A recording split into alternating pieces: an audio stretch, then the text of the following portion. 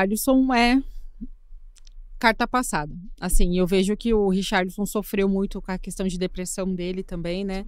Ele acabou expondo isso, voltou, tá performando lá no Tottenham, até que jogando dentro do que pede, né? O time inglês, ok, mas não...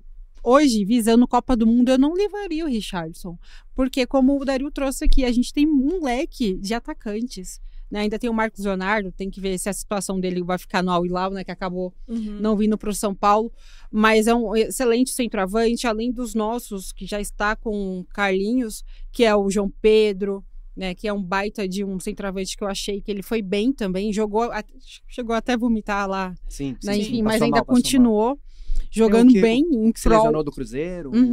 O Caio Jorge também, um baita de um nome. Ou seja, eu acho que o espaço para o Richarlison não tem mais na seleção brasileira. E a Ju trouxe um ponto aqui também bem interessante, que é sobre uma seleção já saturada, sabe? É uma seleção brasileira que já saturou com esses jogadores como o Richarlison, o Neymar. Porque a questão, o Neymar, gente, assim, não é que o Neymar vai ficar fora da Copa do Mundo. Ele tem que fazer jus para estar na Copa do Mundo, lá na Copa. Ou seja, ele é um craque, né? Eu coloco ele em outra prateleira, o Richarlison está em outra. Mas, assim, precisa ser algo feito por ele também, para ele poder jogar a Copa do Mundo. Hoje o Neymar, ele vive no Santos numa baixa, e ele precisa, como o Carleto falou, se você não tá jogando bem, você não vai pra Copa do Mundo, sim, né? Não falou nessas palavras, mas resumindo... Foi o que ele quis dizer, né? É isso que ele quis dizer. Ou seja, ele precisa estar bem. Então o Richarlison hoje não levaria para a Copa do Mundo. Tem Luiz Henrique, como disse muito bem aqui o Arthur, que tá voando demais. É jogador de Premier League? Não, ele tá jogando lá no Zenit na Rússia e tá muito bem, obrigada. E a gente precisa de jogadores assim, de entrar para resolver com vontade, como entrou o Estevão, né, como é titular, o Luiz Henrique. E é isso que a Ju trouxe sobre o coletivo.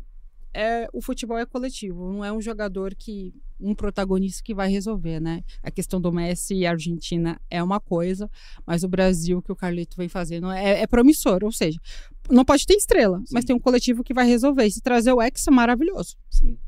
Ô, Júlia, desses dois nomes que trouxeram aí, você substituiria algum ou você concorda? Luiz Henrique não pode faltar, por exemplo, amanhã contra a Bolívia, jogo lá na altitude. E o Arthur falou, eu já vi o Luiz Henrique jogando na altitude, sim, hein? Eu sei, eu conheço. Sei lá, talvez seja botafoguense esse menino. Pensando no jogo de amanhã, por exemplo, quem você não deixaria de colocar em campo? Quem você levaria para campo amanhã? No jogo de amanhã, eu concordo totalmente com o Arthur, assim, e concordo com o que a gente tá falando. O Luiz Henrique é um jogador que não pode faltar, porque ele entrou com vontade, e ele tem esse 1 contra 1 dele, ele tem o drible, ele tem a força, então ele é um jogador que no ataque, ele vira uma referência, de certa forma. Então eu acho que ele não pode faltar num jogo contra uma Bolívia, que vai ser um jogo mais rápido, vai ser um jogo em que a Bolívia vai tentar impor por conta da altitude. Então eu acho que o Brasil não pode vacilar, já tá classificado, mas tem que usar esse jogo de amanhã como um grande teste também, para colocar esses nomes que não entraram como titulares no último jogo contra o Chile. Então assim, de repente colocar o Estevão um pouco no banco e com uma arma secreta ali no segundo tempo, aí você testa outro cara, coloca o João Pedro também, que para mim não pode faltar também, sim, que é um baita jogador pelo Mundial que fez, e desde o Fluminense ele já vem demonstrando essa evolução. Então são jogadores que, na minha opinião, não podem faltar. E eu discordo do amigo aí sobre o Richarlison. Sim. Eu acho que o que a Ju falou também é muito interessante, que é sobre isso, assim, eu acho que essa seleção brasileira de agora, ela precisa se reconectar de novo com o seu torcedor. Precisa fazer um trabalho muito forte de reconexão mesmo, assim. Porque hoje o torcedor tá distante. Se você perguntar para as pessoas na rua hoje, se eu sair ali na rua agora e falar, sabem quando que a seleção joga? Ninguém vai saber te responder. Então, cara, isso é inadmissível, assim, para um país como o Brasil, que é pentacampeão do mundo. Então, acho que a gente precisa voltar a acreditar na seleção. E uma das coisas que vai fazer a gente voltar a acreditar numa seleção é não ter cadeira cativa. Então, a partir do momento em que o Ancelotti vem e fala, quem jogar bem no seu time, no seu clube, vai jogar bem na seleção e vai ter oportunidade aqui. Você dá méritos, você não convoca uma pessoa por um nome, você não convoca o jogador porque ele tem um nome, porque já participou de outra seleção, enfim, porque já isso, aquilo. Você vai premiar quem tá jogando bem.